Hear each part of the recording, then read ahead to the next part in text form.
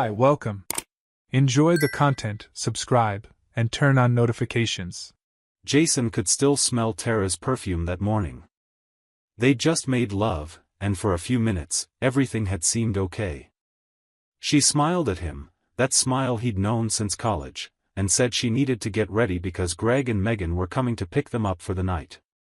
Jason stayed there in bed, watching the light come through the bedroom window. He had this strange feeling in his chest, like something was off, but he pushed the thought away. It was just paranoia, he told himself. Their marriage was fine. It had to be. The night started out fun. Greg was driving while Megan laughed loudly in the front seat, telling a story about her boss. Tara sat beside Jason in the back, scrolling through her phone. She barely looked at him. Jason tried starting a conversation a few times, but her answers were short and automatic. He reached for her hand, and she let him hold it, but it felt like holding the hand of a statue. Cold. Distant. The club was packed when they arrived. Loud music, flashing lights, people everywhere. Greg headed straight for the bar to order drinks, and Megan dragged Tara onto the dance floor. Jason stood there, kind of lost, watching the two of them jump and laugh. He wanted to let loose and have fun, but something about the whole scene bothered him. Tara was different, looser than she usually was with him. That's when he saw him. Derek Hayes walked into the club with two friends, and the whole place seemed to freeze for a second. The guy was huge, over 6'4" of pure muscle, a Patriots player, the kind of local celebrity everyone recognizes. People started snapping discreet photos and whispering. Then Derek looked toward the dance floor, and his eyes locked onto Tara. Jason's stomach tightened. Derek walked over to the dance floor with the confidence of someone used to getting what he wants. He said something to Tara, and she turned, surprised. She smiled, that same smile she'd given Jason that morning. Derek held out his hand, inviting her to dance. Tara glanced back at Jason over her shoulder, just for a second, and accepted. Greg came back with the drinks and handed one to Jason. Relax, man. It's just a dance. But Jason knew it was more than that. The way Derek put his hand on Tara's waist, the way she laughed, the way she leaned in close to him, it burned inside. He tried drinking, tried talking to Greg and Megan, but his eyes kept drifting back to the dance floor. Jason? He turned. A woman stood beside him, smiling. She was beautiful, blonde hair falling over her shoulders, an elegant blue dress. Jason recognized her right away. Jillian Moore, the TV host. He'd seen her on the morning news a few times. Sorry to bother you, she said, her voice gentle, but you look like you could use a distraction. Jason glanced at the dance floor. Tara was pressed against Derek now, the two of them moving as if the whole club had vanished. Want to dance? Jillian asked. Jason hesitated. He looked at Greg, who just shrugged like, why not? So Jason took Jillian's hand and headed to the dance floor. Dancing with Jillian was different. She kept a respectful distance and actually talked while they danced. She asked his name, how long he'd been married, if he was having fun. Jason answered automatically, but his eyes kept scanning the crowd for Tara. I know how you're feeling, Jillian said suddenly. Jason looked at her, confused. That feeling like something slipping through your fingers, and the harder you try to hold on, the more it escapes. She looked away for a moment. I've been on the other side of that story. The other side? I was the one dancing with the famous football player while my husband watched from the sidelines, she said. The music shifted to something slower, but they kept swaying gently. It was at a charity gala a few years ago. I thought it was just harmless fun, just a dance. But it turned into more. And it destroyed my marriage. Jason swallowed hard. Do you regret it? Every single day, Jillian replied. Because I lost someone who truly loved me for one night of empty excitement. My ex-husband was a good man. He deserved better. Jason looked back at the dance floor. Tara was gone. So was Derek. His heart started racing. He scanned the faces in the crowd, but they'd vanished. Where is she? He murmured. Jillian followed his gaze. She bit her lip, like she was deciding whether to say something. They left through the side door a few minutes ago. Jason felt like he'd been punched in the gut. He let go of Jillian and went over to Greg and Megan. Did you see Tara? Megan shook her head, but Greg pointed toward the exit. Saw her leave with that player. Figured she'd told you. Jason pulled out his phone. He called Tara, straight to voicemail. Sent a text, nothing. He stood there, gripping the phone like it might explode in his hands. His head spun. The club's noise seemed to grow louder, suffocating. Jillian appeared beside him again. Come with me, she said softly. What? Come with me.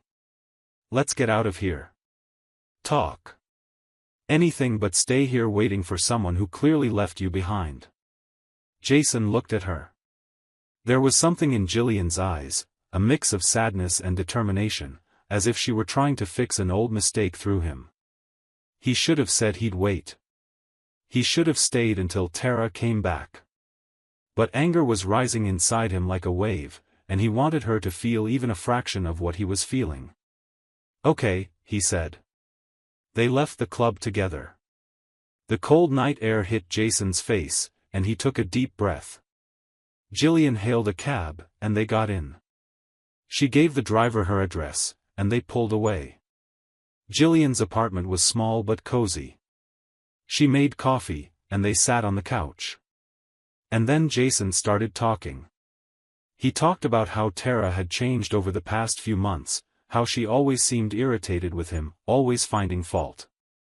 How he felt like he was walking on eggshells all the time, trying to please her but always falling short.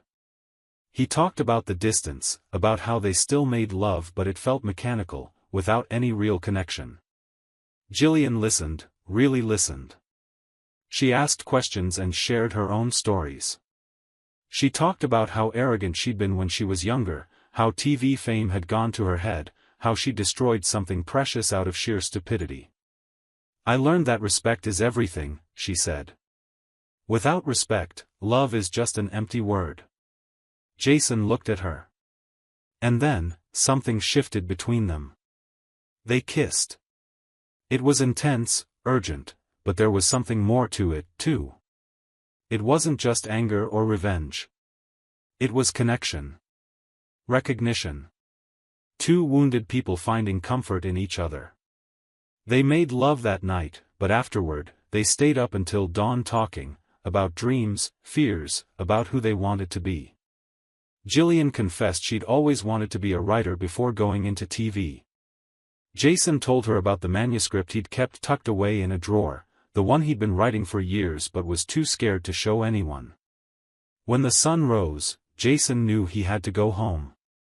Jillian gave him her number and said, "Call me if you need to talk." For real. Jason got home around 8 that morning.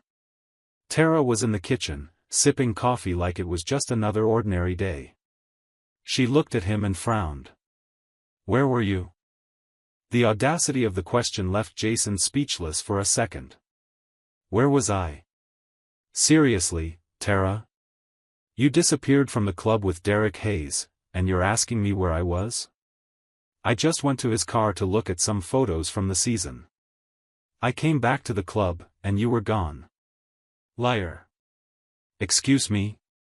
Tara slammed her cup down on the table. "You vanished with him. Greg saw you two leave together. You left me standing there. So what?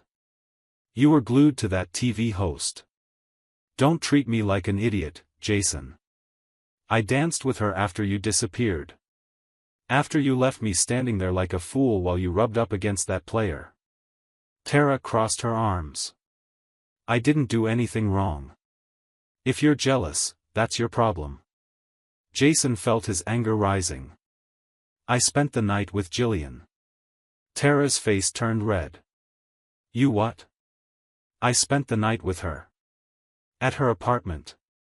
Since apparently that's acceptable to you. Tara stood up and threw her coffee cup into the sink. You cheated on me? Me? Tara, you left the club with another man. You abandoned me there. I came back. You're the one who vanished. After how long? An hour? 2? And you expect me to believe you just went to look at photos? Tara fell silent. Her eyes glistened, but Jason was sure it was anger, not sadness. You know what's funny? Jason said, his voice now calm, almost dangerously calm. Jillian treated me with more respect in one night than you have in months. She listened to me. She saw me. And I realized something. What? Tara spat the word. That our marriage has been dead for a long time. We were just dragging around a corpse. The next few days were a silent war. Tara tried to downplay what had happened, saying Jason was overreacting. She cried a few times, said she loved him, that they could fix things. But there were always conditions. He had to delete Jillian's number. He had to promise to forget what she'd done. He had to go back to being the submissive Jason who accepted whatever crumbs of affection she tossed his way. Jason tried. He really did. But every time he looked at Tara, all he saw was her dancing with Derek. More than that, he saw months of disrespect, the cutting remarks, the way she always made him feel small. And then came the comment that broke everything. They were eating dinner in silence when Tara said, I bet it wasn't even that good. What? With her? With the TV host? Tara gave a bitter smile. I bet it was just mediocre. She's older than you, probably not even that great. Jason set his fork down. The disrespect wasn't just toward him anymore, it was toward Jillian, too, a woman who'd shown him more kindness in one night than Tara had in months. I want a divorce, he said. Tara stopped chewing. You're joking. I've never been more serious in my life. Over one night? Jason, everyone makes mistakes. We can get past this. Tara, this isn't about one night. It's about how you treat me. How you make me feel. How you always need to be in control, always need to make me feel small. He stood up. I deserve better than that. And you deserve someone you actually respect, because clearly, I'm not that person. You'll regret this, Tara said, her voice trembling. You'll realize you threw away years of marriage over some random woman. Jason grabbed his car keys. I'm staying at a hotel tonight. Tomorrow, we'll talk about the details. He left before Tara could respond. In the car, he sat for a few minutes, just breathing. His hands shook. He'd just blown up his marriage. He'd just made the scariest decision of his life. But he also felt something he'd forgotten existed. Freedom. He pulled out his phone and looked at Jillian's number saved in his contacts. He hesitated. She'd only offered conversation, support. Was it right to call her now? To drag her into the mess his life had become? But before he could decide, the phone rang. It was Jillian. Hey, she said when he answered. Sorry to call. I know you're probably dealing with your wife. But I just wanted to check if you're okay. Something inside Jason cracked, not sadness, but relief. I just asked for a divorce, he said. There was silence on the other end. Then Jillian asked softly, do you want company? Yes, Jason replied. I do. The next few months were a roller coaster. The divorce dragged on like a wound that refused to heal. Tara fought everything. She wanted the house, half their savings, even asked for alimony despite having a better job than Jason. Their lawyers communicated by email, and every message felt like another stab. Jason moved into a small apartment across town. It was a dull place, furnished with second-hand stuff, but it was his. Jillian showed up a few times a week. She never asked directly about the divorce, but she always brought food, coffee, or just sat with him while they watched some terrible movie on TV. She respected his space but was there, present. Quiet when he needed silence, funny when he needed to laugh. One night, Jason was at his computer, trying to write, but the words wouldn't come. His creativity had dried up since the divorce started. He looked at the drawer where he kept his printed manuscript, 300 pages he'd spent years writing. It was a novel about a man trying to find meaning after losing everything. Ironic, he thought. Jillian was in the kitchen making tea. "Can I read it?" she asked, nodding toward the drawer. Jason hesitated. He'd never shown the full manuscript to anyone. Tara had read the first 3 chapters years ago and said it was interesting, but her tone made it clear she was just being polite. She never asked about the rest. "Sure," he finally said. Jillian took the manuscript home that night. 3 days later, she called. "Jason, this is incredible. Why have you never tried to publish it?" "Fear, I guess. Fear of rejection. Fear of finding out it's garbage. Can I make a copy? I want to show it to a friend." Jason gave her permission, assuming she'd show it to someone in the literary world who'd give an honest opinion. He completely forgot about it over the next few weeks. The divorce was consuming all his mental energy. It was a Tuesday when the phone rang. An unknown number. Jason almost ignored it, but something made him answer. "Jason Walker?" a woman's voice asked. "Yes. This is Rebecca Chen from Lighthouse Publishing. We received your manuscript and would like to discuss publication." Jason was speechless. "Sorry, what?" "Your manuscript, Ruins of a Man. It was submitted to us a few weeks ago. It's exactly the kind of story we're looking for. Would you be available for a meeting?" After hanging up, Jason sat staring at the phone. He immediately called Jillian. "Did you send my manuscript to a publisher?" There was a pause. Then she said, "I did. Sorry if you're mad." But Jason, that was too good to stay hidden in a drawer. Jason should have been furious. She'd done something without his permission, made a decision that was his alone. But all he felt was overwhelming gratitude. Someone believed in him enough to risk rejection on his behalf. "They want to publish it," he said, his voice shaking. Jillian squealed on the other end. "I knew it. Jason, I knew this would happen." The meeting with the publisher was surreal. Rebecca was a woman in her 50s, with red-framed glasses and a warm smile. She talked about marketing, initial print runs, possible sequels. Jason signed the contract 3 weeks later. The book was released 6 months after the divorce was finalized. The reviews were good, but what really surprised everyone was the word of mouth. Readers started recommending it on social media. A literary influencer made a video about it that went viral. Within 2 months, Ruins of a Man was on the bestseller list. Jason quit his job at the accounting firm. For the first time in his life, he was a full-time writer. The second book was easier to write, and it sold even better than the first. Throughout all this, Jillian was there. But they took things slow: dinners, walks, late-night talks. They kissed, made love, but there was a mutual respect that made everything different. She had early morning meetings for her show, he had publishing deadlines. They talked every day, but each kept their own life, their own space. It was almost a year after that night at the club when Jason officially asked Jillian to be his girlfriend. They were at a small Italian restaurant, and he simply said, "I want us to be official.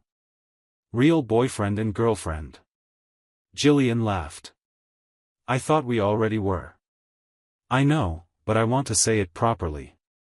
I want you to know I'm serious about this." She took his hand across the table. "I am too."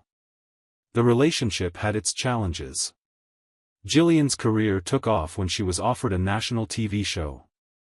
That meant moving to New York. Jason had his life in Boston, his friends, his routine.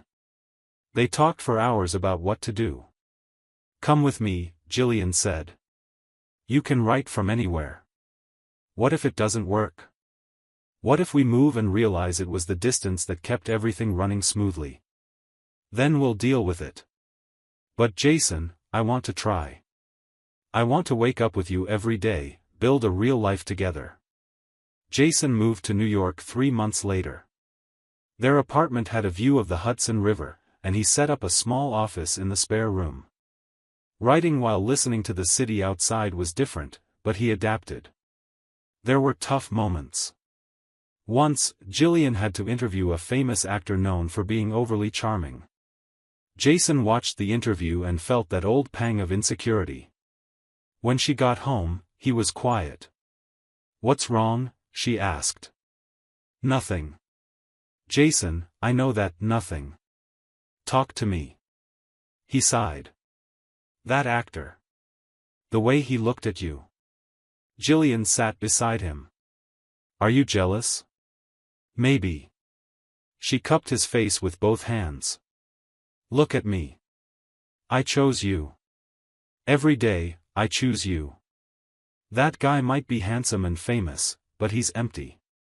You're real. You see me for who I really am." Jason kissed her. "Sorry. I know it's irrational. It's human," she said. "And I'd rather you tell me when you feel this way than keep it inside and let it rot." That was the difference. With Tara, Jason kept everything bottled up until he exploded. With Jillian, they talked. They argued sometimes, disagreed, but always came back to conversation. Always tried to understand each other. Jason's success brought its own problems. Fans now recognized him on the street. Once, a reader approached him at a cafe and asked for a photo. Jillian was with him, and the fan barely glanced at her. On the way home, Jillian was quiet. "You're upset," Jason said. "It's weird. I'm the TV host, but people only see you. Does that bother you?" Jillian thought before answering.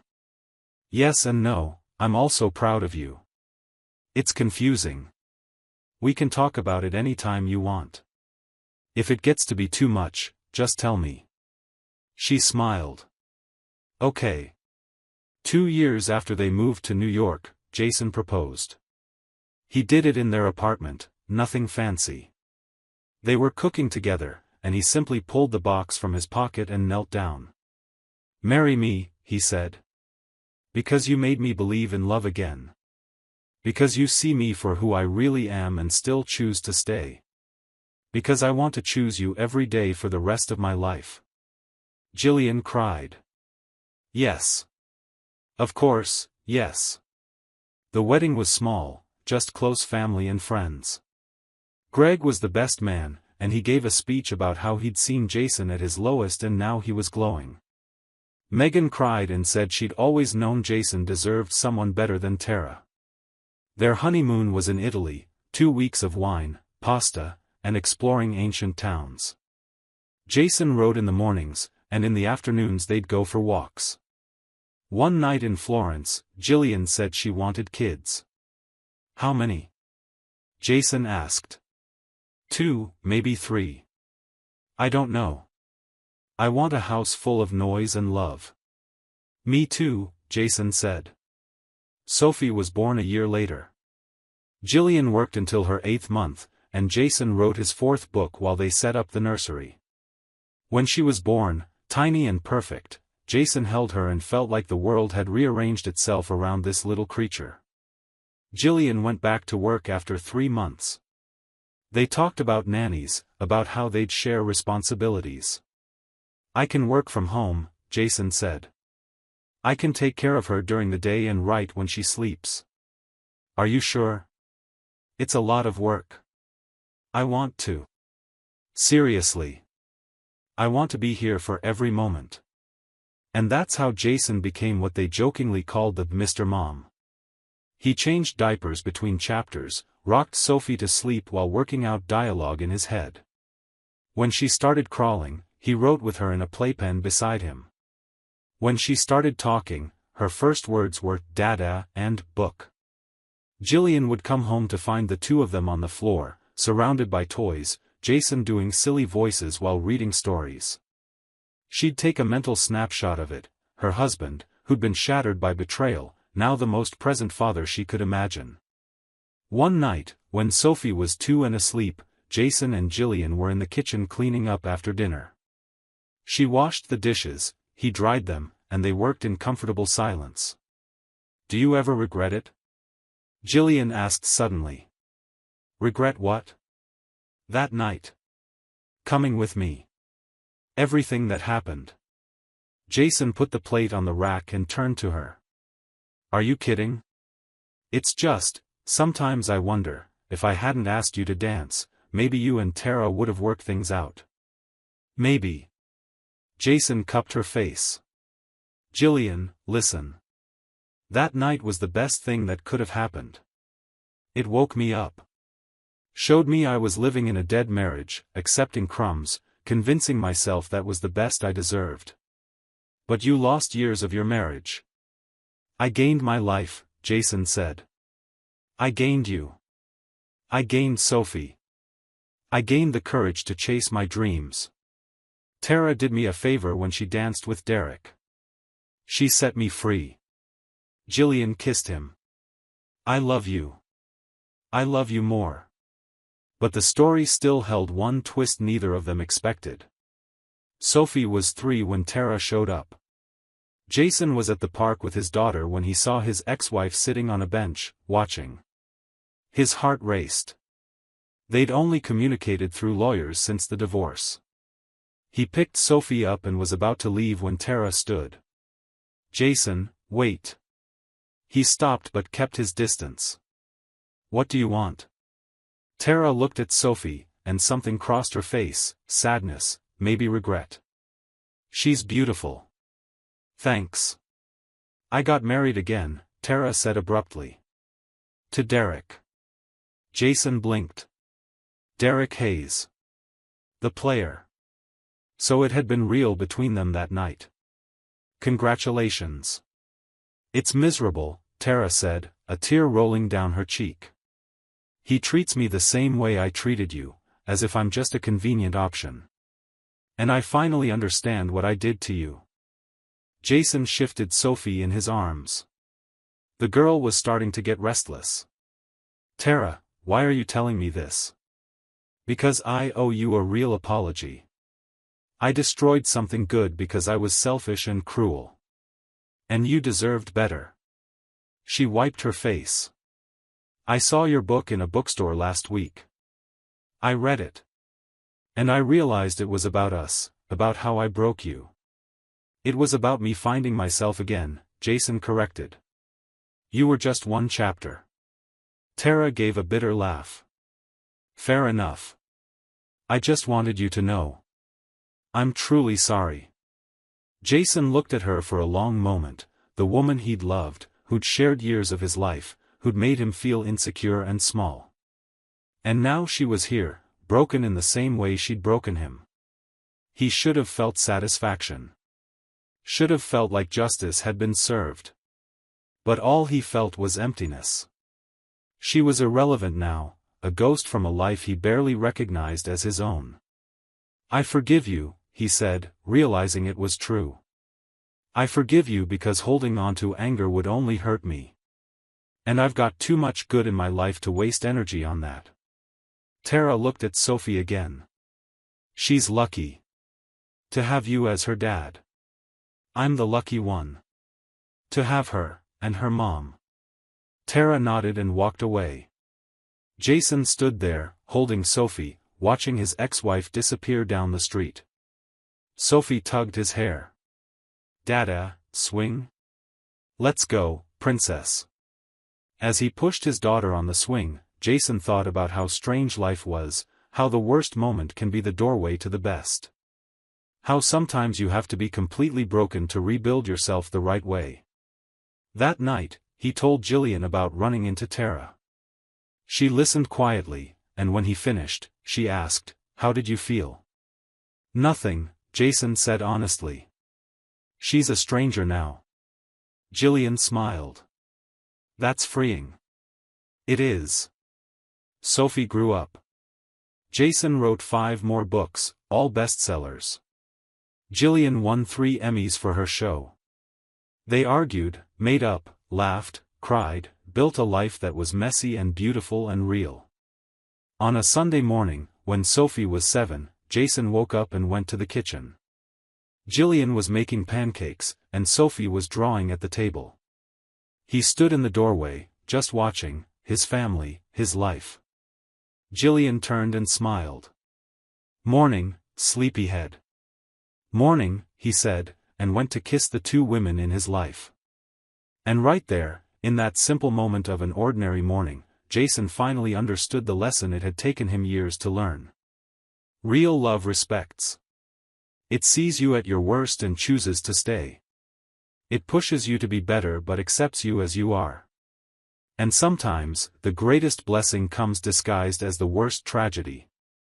Because if Tara had never betrayed him, if Derek had never asked for that dance, if Jillian had never approached him with empathy in her eyes, Jason would still be trapped in a life too small for him. The betrayal had hurt. But it had also saved him. And that was the strangest, most beautiful truth of all. Thank you for watching the video. If you enjoyed it, don't forget to subscribe to the channel and turn on notifications so you won't miss any updates.